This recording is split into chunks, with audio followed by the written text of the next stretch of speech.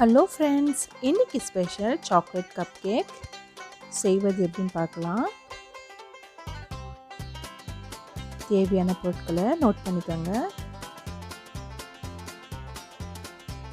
3/4 cup மைதா,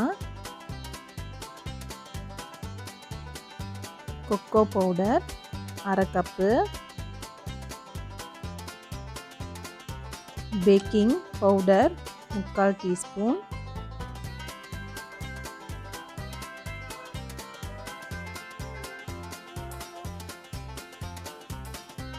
packing soda 1/2 teaspoon,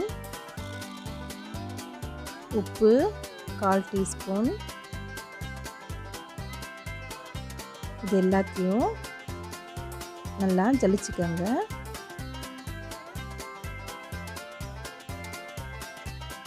அந்த மாவு எல்லாத்தையும் நல்லா மிக்ஸ் பண்ணிக்கோங்க. ஜலிச்சுட்டு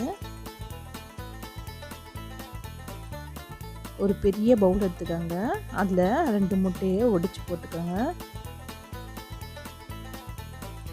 சர்க்கரை 1/2 கப்பு,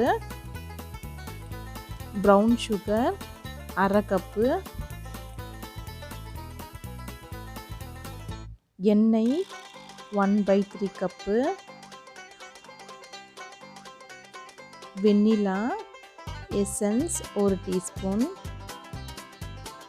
ஒரு பீட்டரை வச்சு அல்லது ஒரு விஸ்கரை வச்சு நல்லா ஸ்மூத்தாக ஆகிற வரைக்கும் நல்லா இதை போல் அடிச்சுக்கோங்க. மிக்ஸ் பண்ணி வச்ச ட்ரை இன்க்ரீடியன்ஸை பாதி சேர்த்துக்கோங்க, பாதி அப்படியே வைங்க.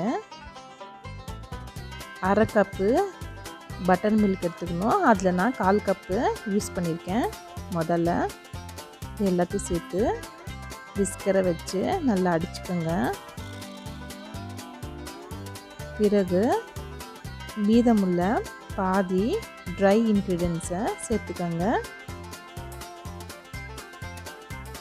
1/4 கப்பு பட்டர் மில்க்கையும் சேர்த்துக்கோங்க. இதையும் நல்லா பீட் பண்ணிக்கோங்க. பாருங்கள், கேக் பேட்டர் ரெடி ஆகிடுச்சு. கப் கேக்கோட லைனரை மோல்டில் வச்சுட்டு அதில் ஒரு கரண்டி எடுத்து பாதி பாதியாக ஃபில் பண்ணிக்கோங்க. பேக் பண்ணும்போது மேல் நல்லா உப்பி வரும். பாருங்கள், இது போல் ஃபில் பண்ணிவிட்டு 20 நிமிஷம் பேக் பண்ணிக்கோங்க.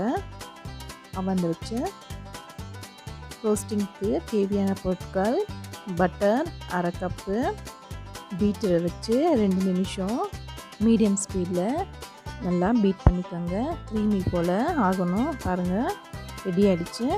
கன்ஃபெக்ஷன் சுகர் 1/2 கப்பு அல்லது பவுட்ரு பண்ணிய சுகரை சேர்த்துக்கோங்க. Cocoa powder 1/4 cup,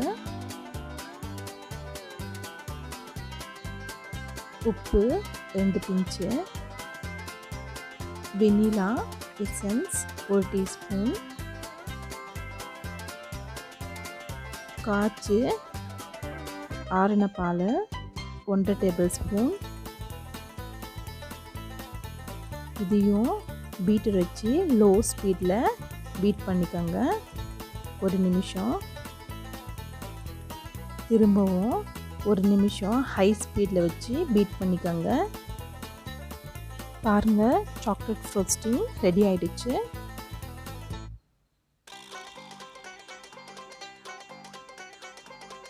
cup cake நல்லா பேக் ஆகிருக்கு.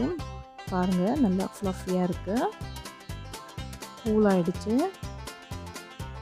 கூலான கப் கேக் மேலே ஃப்ரோஸ்டிங் வச்சு தேவையான டிசைனை நீங்கள் போட்டுக்கோங்க.